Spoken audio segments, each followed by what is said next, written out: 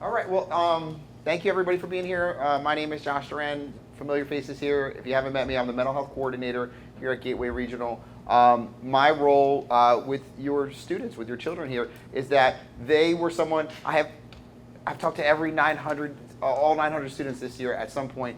Part of that was through our PBIS rollout. So when we went to these expectations by locations, different staff were asked to give a presentation about what it means to be all in the library, or what it means to be all in at a particular place. So this place that I had this year was the auditorium. We talked to students, and I have to say, this was new for us, bringing in a group of, like, let's say 45, 50, 75 students into the auditorium and say, so let's talk about how we walk in and how we treat each other. And if you have a presenter, what's a way that you can show respect? They did amazing. They were from 7th to 12th grade really into the lesson, and I don't know if it was like having a different format at the beginning of the school year, but their response to us teaching these things was like, hey, we're in school, we should be learning, summer's over, and they really moved in a transition to that really in a way that said like, hey, well, okay, we're receptive to this stuff. So my role as a mental health coordinator is presenting at the parent group as needed a couple times a year, working with the administration team, the child study team, and the counseling department on school-based initiatives support counseling needs. We did a big survey last year talking to particular families who are in crisis or having a particularly really difficult time about outside resources and counseling services. And then the hope, right, the broad hope would be that integrating counseling services into school settings that support the needs of Gateway. And that's like a lot of talk, but what that really would look like are best practice right now in schools are things like PBIS. Like, what is the social and emotional character curriculum 7th to 12th grade in your school like? Where is it? So, Mrs. George really needs a lot of credit for finding that grant, pursuing it, getting a team together, and we have a whole manual now, and the idea would be that in 25 years from now, whoever's at Gateway could look at that updated manual every year and go, this is what we're doing to foster a spirit of healthy values in our school. The other side of it would be that when we talk about community-based mental health services, there's an array of mental health services, and today's topic is about anxiety. In general, what we have seen in the school setting, and my career before this was working at Gateway as a consultant for the special ed department, and now my full-time capacity is we have seen a tremendous need and increase in behavioral health and counseling services in our school communities. Any number of reasons, but what you're seeing is a spike up in the overall demands on students from things like attention or anxiety or depression, or things that we call complex trauma, where the baggage and the background of students in their home lives, in their communities, is being brought into a school setting that has really challenged us in ways as a school system to adapt and to learn new ways to teach and to help with that emotional component and that emotional regulation of school. So when we talk about all-in lessons, we're really comfortable calling them lessons, because when we look at the research and we look at what helps students to develop, it's this idea of having a place where they develop these sort of, they're called non-cognitive skills, right? So that's leadership, that's grit, that's determination, that's being a person in the world who can be a good person and can be responsible, and actually breaking those into skills. So when we praise somebody with a PBIS point, we have to tell them, and we want to label that saying, hey, when you helped Mr. Priority set up for the football game, that was awesome. When you held the door for that person, that's what we want to give our attention to draw that behavior out. And so tonight's presentation about anxiety, and particularly test anxiety, I'm going to talk a little bit about specific strategies that families and parents should know about performance-based anxiety. And then I'm going to talk a little bit in general about just anxiety in general. And then I kind of want to integrate those to say that we all have a role, right, in supporting our students to be able to be the best version of themselves that they want to be when they're in school, particularly when it comes to tests. And as we kind of walk through this, really want to hear your feedback and questions. If you hear something, or if you have a question about something, or you don't like something, just shout it out. My hope would be that after this presentation, you're going to leave with some tools in your toolkit as parents, hopefully with some insight, and just this understanding that our students now, I would argue, are really extremely good at multitasking and being committed, and are all really involved, even our students who are struggling, on a level that's probably unprecedented. So I'm just going to compare this to a book bag. And if you imagine that the modern student, the 7th grader who's just starting out middle school, or the 10th grader or the 12th grader, their book bags are loaded. They are loaded with worries and fears and expectations and family stuff, but it's also like performance stuff, like how am I doing? How am I being judged by others? What is it that's going to make me successful? And it's funny, one of the things we're encouraging with our kind of school-based culture is to, let's put our book bags here, right? Let's put it aside. Let's focus on learning. It helps the environment for everyone. So when we think about a student who's carrying a lot of weight, they're coming into a classroom setting and they're kind of bombarded, given their adolescence, with all of these different feelings and emotions. And how do we help them to say, like, listen, there are going to be things we ask you to do in a classroom that are uncomfortable, that maybe you don't want to do.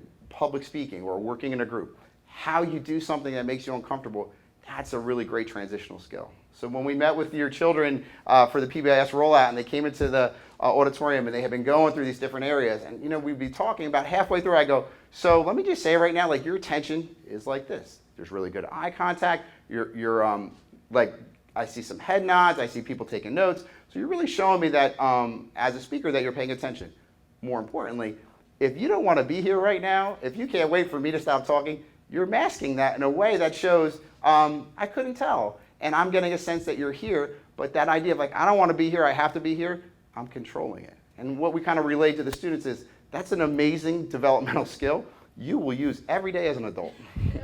You will use that skill every day. And then they're like, huh? I'm like, well, think about now your family is somebody different. You have a relative who you will see at every holiday who you didn't ask for, but it comes along with the package. And how do you navigate that, right? Your coworker has a really gross lunch 2 days a week, and you're in this cubicle and they're there. How do you navigate that? So these skills are not just ideas. And in school, specifically when we talk about anxiety, performance and outcomes, the emphasis on it leads to a lot of, well, I got a good grade, so I feel good about myself. If I didn't get a good grade, I didn't do something wrong. And what we're saying is, some of the hardest things you have to do may not be enjoyable, but they will lead to a lot of success later in life. So let's get started.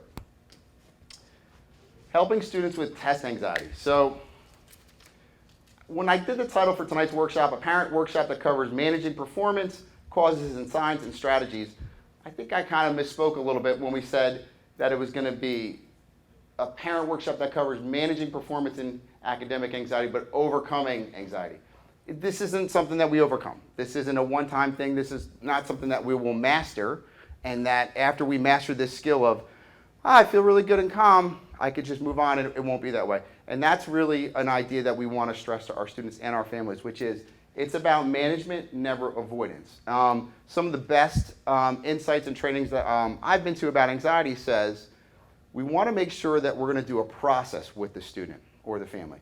If I'm the therapist and the clinician working with a family, I don't want to do anxiety with my client. So I have this great example of a student who was school avoidant. She really hated going to school. So there was a lot of effort, and schools have done this for years, where we're going to make a plan to eliminate any of the barriers. All right, so on the bus, there was that kid, he was really annoying. We moved his bus, right? We found a buddy that you had to walk you to the school door, and the buddy handed you off to your favorite teacher was right there. Let's go.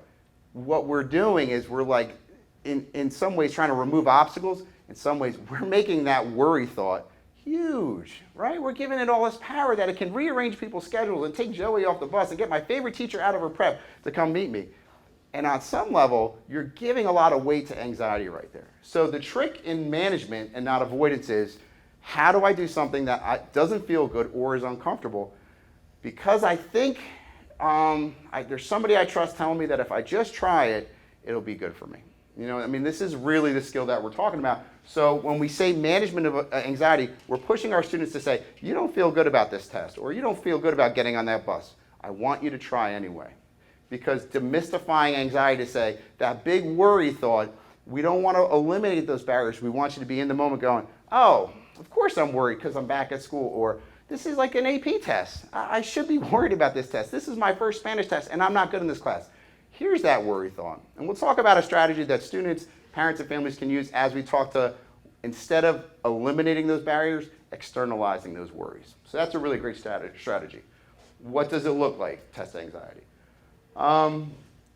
There's not much on this list of physical symptoms and emotional symptoms, and I want to go with the emotional here. Self-doubt, fear, stress, hopelessness, inadequacy, anger, restlessness. Stomach pain, rapid heartbeat, that's a little bit different, but the emotional symptoms, you could call them being a teenager, right? You could call them being an adolescent, right? Inadequacy, feelings of self-doubt, fear, stress, these are things that are developmentally appropriate for our adolescents who are going to Princeton, right? So this is like, hey, everything's right in your life, you're on the right track. This is a normal developmental milestone that you would experience these types of feelings.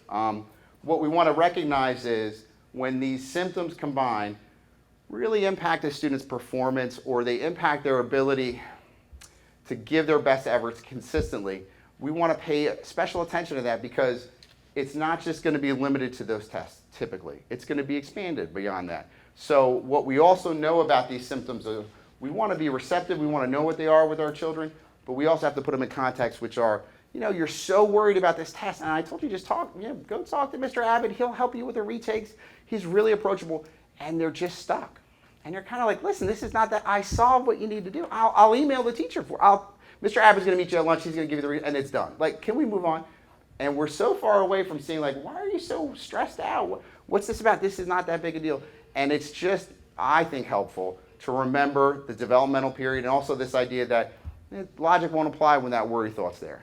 That worry thought is really, really big. And our efforts as parents and caregivers to say, let me intervene. Let me advocate for you. Let me help you find your way. That can actually add to this sense of like, all right, you help me with this retake, but what do I do if you're not here? So we may be setting that student up in particular or us for more problems later on. And then we look at environmental and instructor stressors and this idea of transmission of stress and this epidemic of anxiety. What that really means is we just have to recognize what this environment does. My office is in the 500 wing. It's a self-contained wing. We plan fire drills at a particular time. We have certain students who need to be escorted out of the building prior to the fire drill. It's just a triggering event, given their mental health and behavioral health needs. That really loud alarm over there is really, really disruptive to them. It could kind of cause them to not reset for the rest of the day. So we kind of work through that.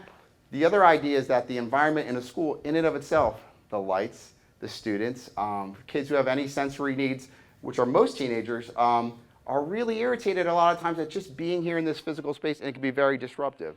The other idea too is that the external pressures on the teachers and the instructors and the school itself are real. And so we have to recognize that. If we talk about strategies for families, schools have a huge part of this. Whatever your personal beliefs are about standardized testing, what used to be called the PARCC test, what's evolved into the new version of the test now, what we have really seen is this emphasis on these sort of tests as measures of a school district, a school, or an individual teacher's performance as a measure of their competency or success or even funding is a huge pressure. So the ability of a school to show competency with its students, that inherently builds in pressure. Like, hey, we want to really encourage that we're teaching and that our students are learning and that these test scores are like the one measure, however flawed it may or may not be, that really evaluate that. So that's an environmental stressor where, the student is ready, they feel really comfortable, they've been doing the steps that really helps anyone navigate test anxiety, but they're in a situation where they just feel that energy in the room. Everybody put your mouth, the energy in the classroom, the school is real, and that can impact the student. So there's 3 phases of test anxiety. So when we start to look at this as an example of, we'll talk about anxiety in general and strategies, but the phases of test anxiety that are interesting are kind of like before, during, and after. So in the lead up to the exam, and I thought this was an interesting thing to highlight, there's this cycle of anxiety and poor performance. So the question is like, I'm anxious, I didn't do as well because I was really anxious. Or I really don't do well, and then I'm anxious afterwards. It almost doesn't matter. It's like a cycle, so that even if I'm just really worried and I didn't give my best effort and I knew the material, or if I'm just not good in this class and I really stress about that afterwards, that cycle really will respond to the same intervention. That's that cycle of it going both ways, a cycle of anxiety and poor performance. In the lead up to the test exam, a lot of what we've been exposed to before would be focusing maybe on the date of the test. Hey, you have that big test on the 14th, or tonight, make sure you have a big test tomorrow, get a good night's sleep. And this idea of labeling the date or what needs to happen specific to that test is another one of those things in the category of that might be ramping up what we're asking of the student, intensifying their thoughts of worry. And there's other strategies that we can talk about in the lead up that might look more subtle, right? But would be helpful in letting them tell us where they are. Some of those things talk about consistency and having regular routines. We look at the second thing as like the actual test itself. This is where that stress response and those behavioral and physical symptoms where I was doing okay. I was in the class, we got started, 5 minutes in, I hit something I didn't know, I remembered, I'm moving on, but then it happened again, and I got another one. I'm losing kind of my confidence, I have a more rapid heartbeat, I start to not feel well, and now my focus shifts from the work to how I'm feeling. So I'm going really internal there. So when we look at the actual test itself, it's really important to know that test anxiety isn't just during the test, it's that lead up and then afterwards. And so why that's important is that we have this opportunity after an exam or something that's performance-based to kind of debrief with the student and to talk about them, about what it really measures and what it doesn't measure. And there's this opportunity there, and we'll talk about in a little bit how the outcome of the test, the grade, the result, that's not an indication of their value or their worth. And we need to remind our adolescents over and over again, and this is very difficult, because they're being measured constantly, right? So it's really interesting. One of the first things the school does at the beginning of the school year, height and weight for your health in school, right? But if we think about from a young age how students are being measured at their doctor's appointments, or they're trying to make a travel soccer team in 6th grade, or they're being evaluated constantly, what are they telling about themselves each time that evaluation happens, and how it's internalized is really important. So we want to make a test just like one measure. You know, it could be a driving test, it could be the SATs, it could be just a regular quiz. We want them to have perspective about that, and they're going to need our help with that. So we're going to walk through some strategies. I think this idea of get a good night's sleep, get a good night rest, this was like something that was echoed to us about SATs for years or other tests. And what we really want to do is say, let's talk about healthy routines every day. How the idea of sleep hygiene, nutritious meals, and stability, that just creates a healthy environment all the time. And we're going to reframe that idea about, oh my God, I have this big test, I'm never going to have enough time to study. And it's like, I want to problem solve that for you. I want to step in and go, all right, so listen, we're just going to sit down, we'll figure out the schedule, we'll block out some time so that you can study, I'll take the other kids away. Like, as a parent of 3 children, I feel a strong need to say, let me help. How can I help you to study so you feel really confident? And what I'm encouraging us to think about is reframe, you know? So like take a step back and go, man, what a great chance to get to show what you know. You might know that your kid is like, that is not what the case is, that they're really gonna struggle with this lesson. But what you're saying is, let's not look as the test as the end all be all or something to dread. Because what we know is if you set the expectation, this is gonna be really hard, it's gonna be something I'm not good at, you've kind of hung everything up on the grade that you're gonna get. Versus a process where you can look at it like, listen, here's an opportunity, right? You're going to show them that you're learning, show them that you really tried, and let's reframe that from being something we have to dread to something that is happening, and listen, you get to show what you know. And I'm really confident because when you really put your mind to it, you're really good at that. And that effort that you put out for something, and this is on the back end, even if the grade isn't there, if somebody worked really hard, and they studied, and they had a really a good approach to the test, and the grade wasn't there, but the skills that are going to be the things that are really important later on in life are there, we will try to look for some way to find something to take away from that test. You know, I could walk into that summer reading book test, having read the book, you know, months ago, and I just remembered it. That was no skill on my part. I grew up in a house full of books. There were books everywhere. You want something to do, go read a book.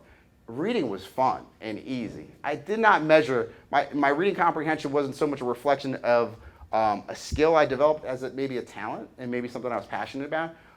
So that if my sister really struggled in reading, and summer she broke the chapters down and highlighted everything, but she got a lower grade, to say that, you know, I did better, that's absurd. That's an absurd measurement of who did better. This area, reading comprehension, and I had to take a test about it, that's a real measurement of like, I could read a book once and it's like a movie in my head and I just remember it.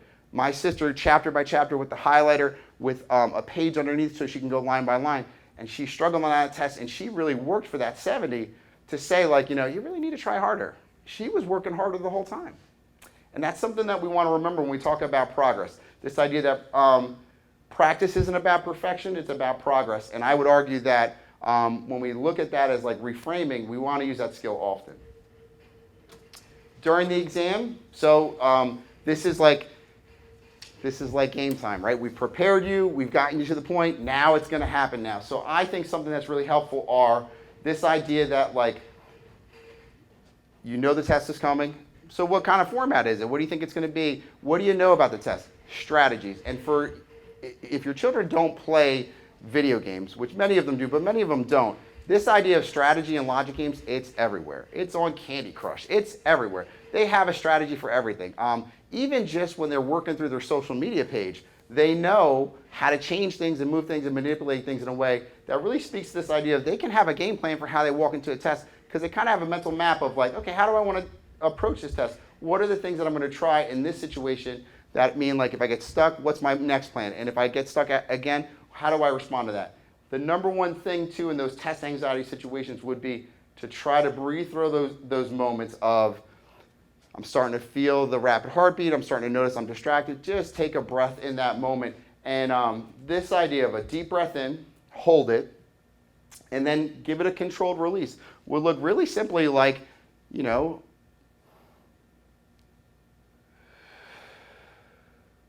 and in a testing environment, any testing environment, that's going to be imperceptible to the people around you. And that's a great strategy for an adolescent who's already self-conscious, who's already worried about how they're going to perform. We want them to have a skill like that where that breath would help get them through. It doesn't translate into answering the question correctly. It may not translate into them, I remember what that is, but it may just help them to move on. Also a critical skill, because what we start to notice is I'm thinking about the test and I'm not moving through the test. One of the number one things we hear from students would be, I ran out of time and I felt like I couldn't get there. And that panic really pulls them out of like the part of their brain that can say like, okay, this is like, there's 20 questions, I gotta move. I'll come back to the ones I don't understand. When the panic sits in, it takes away that ability. So when in doubt, move on. And you know, this is a lifelong skill. Like part of being an adult, I would argue, would be accept when you don't know something. And if we talk to Mrs. Duran, she would say this is an area that I would probably still be working on, except when you don't know something. Don't pretend like you know it. But I'm going to move on, and it's okay. Like I didn't know this one thing, or this grade doesn't reflect everything I know, but I have to move on to what's next. There's this opportunity after the exam, right, where we can say, hey, how did it go? How was that test? I know we've been talking about it, and I did terrible. Oh, there's no way I got a good grade. There's just, I just know I did horrible. And so, again, the problem-solving parent in me wants to say, when they get that like 85, like, you did great, and just like show them evidence that says, no, like you're being really hard on yourself. You see, it all paid off. When I think in that moment is the real opportunity there, where what you can say is, oh, I did terrible. I know I did horrible. I didn't get a good grade. So what you're saying is like, you really think you did terrible. Now that skill, that mirroring skill, it sounds really easy. It is so hard to shut down the problem-solving part. What you're basically doing, I didn't agree or disagree with you. I didn't tell you how, well, I told you to study, but you went out with your friends. So this is what happens. This is a real world. Like if you don't prepare for things, you're going to fail. So let that be a lesson to you, right? So like, could be very true. Hey, I want to question your time management skills because, we had to shut off the Wi-Fi because you wouldn't stay off your phone and you got a bad grade. Shocking, right? Like I know, right? Like imagine that. You weren't prepared, you didn't do well. We're not talking about rational beings, parents or teenagers, right? So that opportunity to brief is like, I have a real strong opinion about what you could have done differently to put yourself in a position to be successful. Is that the moment, right? So I would argue, as hard as it is, so you think you did really bad on your test. Again, this is not agreeing or disagreeing, this is mirroring, right? And what mirroring does is totally disarms your teenager. They don't know what just happened. They're waiting for the backlash. And I would argue in some ways of trying to trigger an argument so they can externalize how angry. And after a stressful event, maybe there's not a sense of relief. Be on the lookout for your high achievers, for your type A students who are always already on to the next project. Oh, sure, I took the test, but now we have this project. We didn't even you got a great grade. Like it just doesn't stop. And that's something we know about anxiety. It is relentless. It will just grow and grow. Back to that student on the bus, why we don't accommodate them in every possible way is, yeah, it's hard. It's hard going into a school when you'd rather be home with your mom or you don't know everybody, but learning how to go into a situation that's hard is a great thing we want to reinforce. So I think that opportunity to process and just reflect back is there. We also want to say hey, you got a great grade in that test. I'm not sure if that reflected your effort. You might just be a really good reader.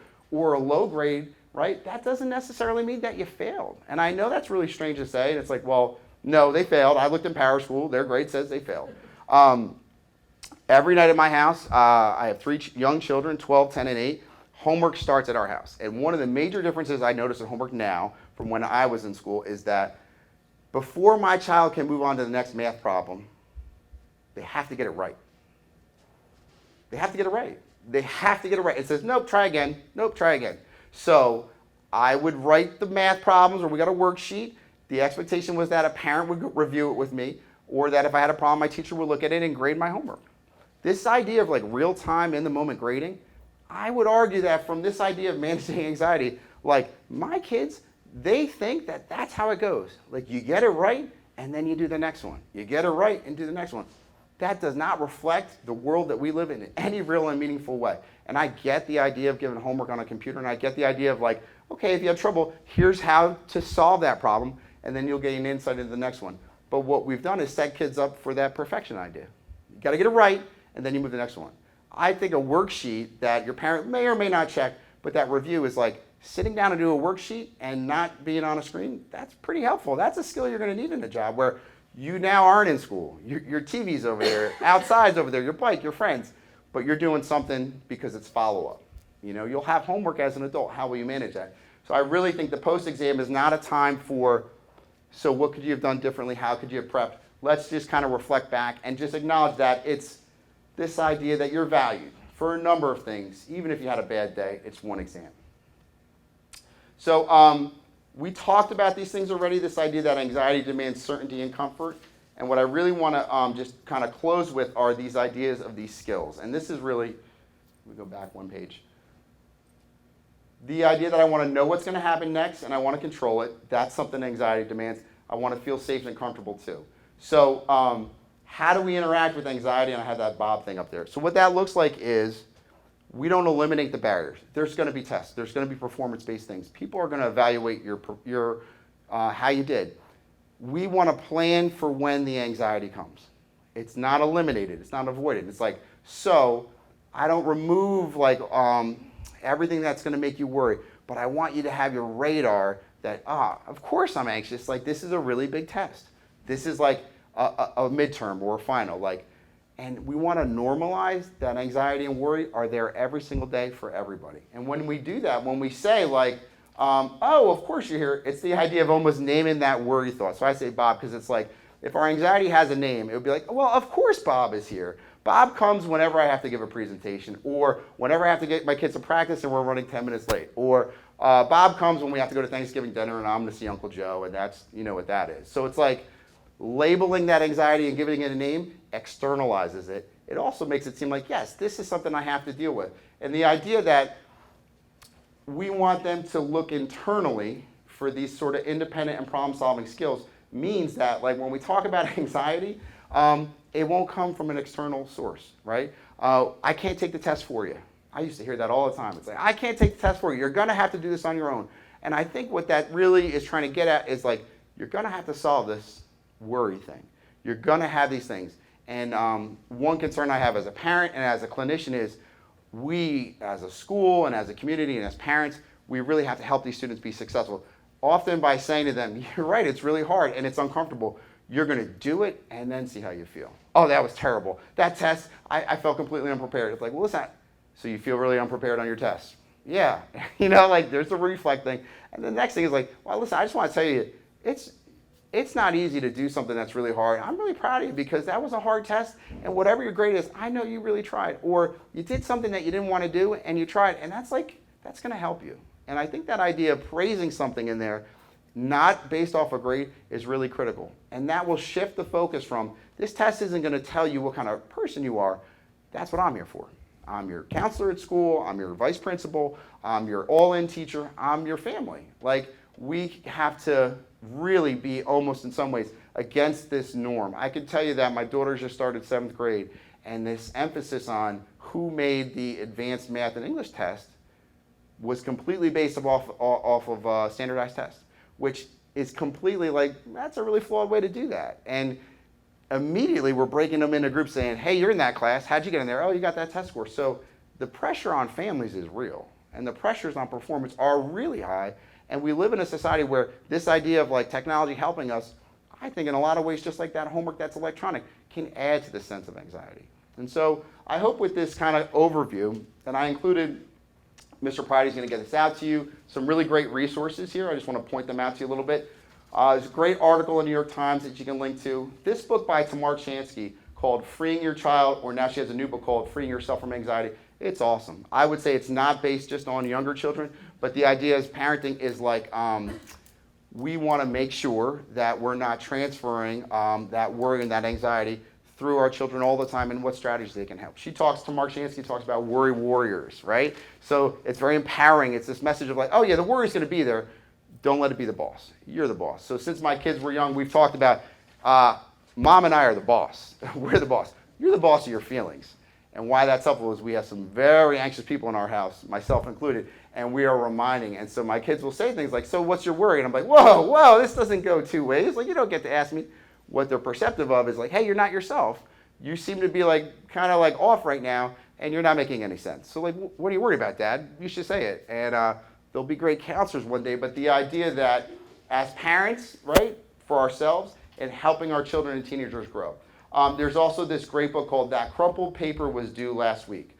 So I have the link there. Great book, Organization. It's particularly slanted towards adolescent boys. This idea that by high school they're 20 to 30% behind their female counterparts, you know. So a lot of the research shows that the things we're asking them to do, keeping a calendar, keeping up an agenda book, being able to multiply plug into different classes is a real struggle developmentally for boys. But she's written a new book that's really for both genders, the idea of concrete, like her first thing as a consultant is she takes a kid's book bag and they just empty it. First session is, okay, let's just make piles. There's that show on Netflix, I don't know if anyone's seen it, about cleaning your house. And it's this idea of like really getting down to the essential things, and essentially this is the same thing where we dump out everything, we start to organize it, and we take a step back and go, okay, now that we have these piles, where do we go from here? And I include an article about test anxiety and some strategies. I want to just say that this isn't easy, this isn't something that is intuitive, it's a struggle, and if you're experiencing these sorts of challenges, and you're worried about the performance, I think things, and we didn't really get into this idea of accommodations or 504 or IEPs, they're very, very helpful, and they're designed for a reason to support students, but we also know that we're dealing with a population that's really bombarded with those feelings of anxiety and worry. So I want to thank you for your attention tonight, and say that, you know, are there any questions or any thoughts you have about this idea of anxiety or test performance?